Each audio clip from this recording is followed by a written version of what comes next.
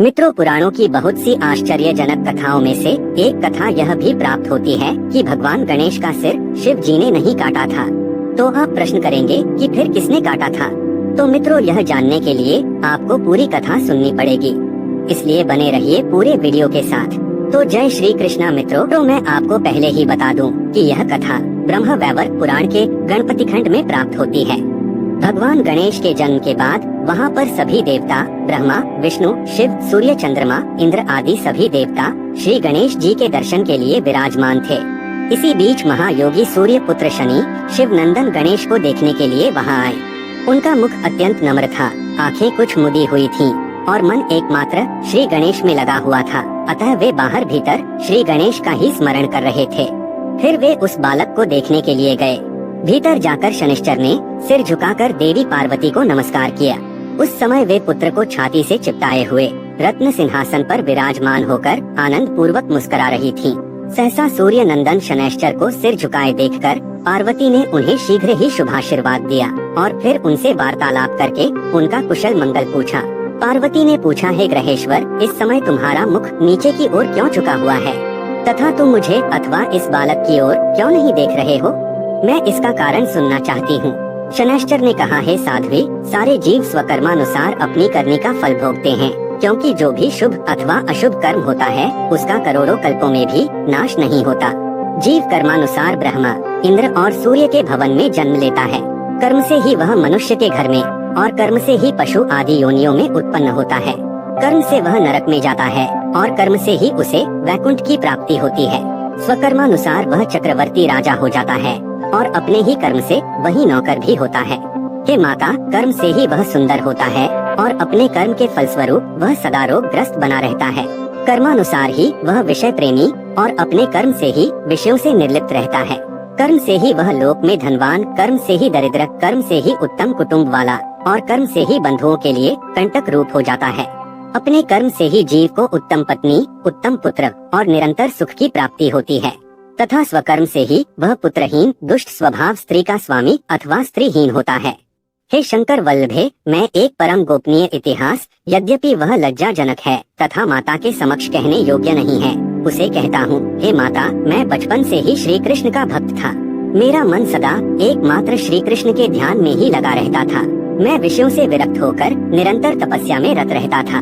पिताजी ने चित्ररथ की कन्या से मेरा विवाह कर दिया।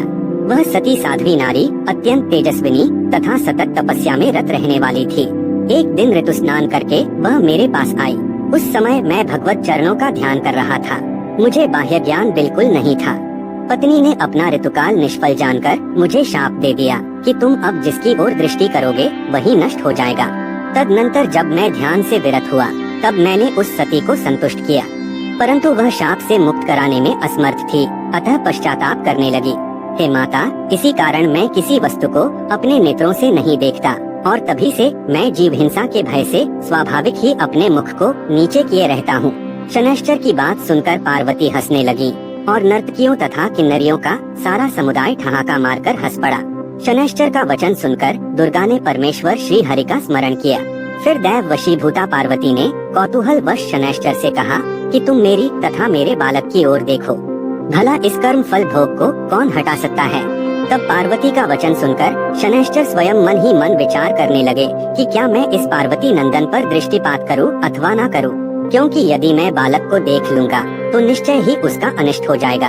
इस प्रकार कहकर धर्मात्मा शनैश्चर ने धर्म को साक्षी बनाकर बालक को देखने का विचार किया, परंतु बालक की माता को नहीं।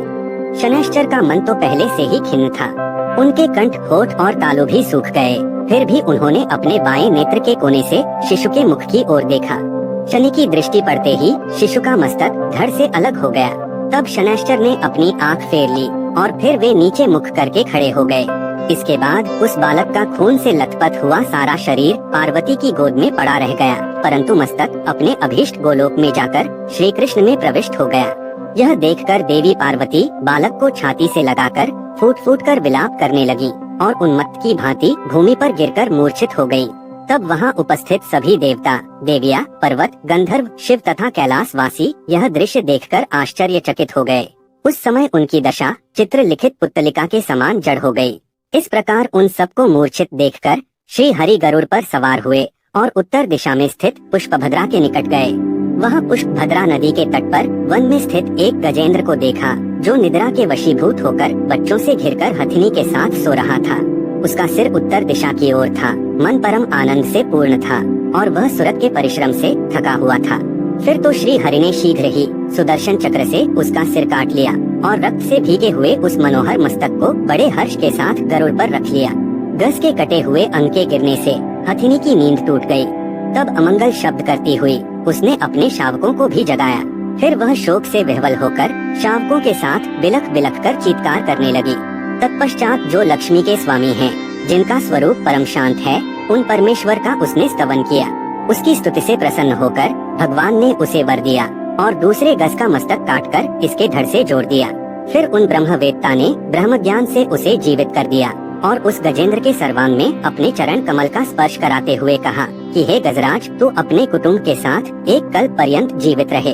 यूँ कहकर मन के समान वेगशाली भगवान कैलाश पर आ पहुँचे। वहाँ पार्वती के वास स्थान पर आकर उन्होंने उस बालक को अपनी छाती से लगा लिया और उस हाथी के मस्तक को सुंदर बनाकर बालक के धड़ से जोड़ दिया।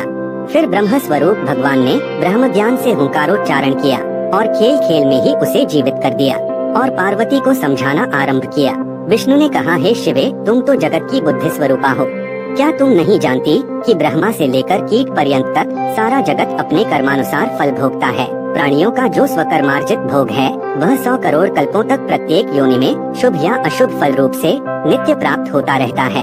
हे देवी, इंद्र अपने कर्म वश कीड़े की योनि में जन्म ले सकते हैं और कीड़ा पूर्व कर्म के फलानुसार इंद्र भी हो सकता है। पूर्व जन्मार्जित कर्म फल के बिना सिंह मक्खी को भी मारने में असमर्थ है और मच्छर अपने प्राक्तन कर्म के बल से हाथी को भी मार डालने की शक्ति रखता है। सुख दुख भय शोक आनंद ये कर्म के ही फल हैं। इनमें सुख और हर्ष उत्तम कर्म के और अन्य पाप कर्म के परिणाम हैं। कर्म का भोग शुभ अशुभ रूप से मृत्युलोक अथवा परलोक में प्राप्त होता है, परंतु कर्मोपार्जन के योग्य पुण्य क्षेत्र भारत ही है। स्वयं श्री कृष्ण कर्म के फलदाता, विधि के विधाता, मृत्यु के भी मृत्यु, काल के काल, संहर्ता के भी संहारक, पालक के भी पालक, परात्पर परिपूर्णतम गोलोकनाथ हैं और जो संपूर्ण चराचर जगत स्वरूप हैं, उन्हीं श्री कृष्ण में विनायक स्थित हैं। मित्रों, पुराणों की सभी कथाएं सत्य हैं। किसी कल्प में गणेश का मस्तक शिवजी ने काटा होगा और किसी कल्प में इस कथा के अनुसार श्री गणेश जी का मस्तक कटा होगा। दोनों कथाएं कल्प भेद से सत्य हैं। कल्प भेद हरिचरित सुहाए, भात अनेक मुनि संगाए। इस प्रकार यह कथा भी सत्य है, क्योंकि यह कथा ब्रह्म वैवर्त पुराण में वर्णित है। तो मित्रों, यह वीडियो यहीं तक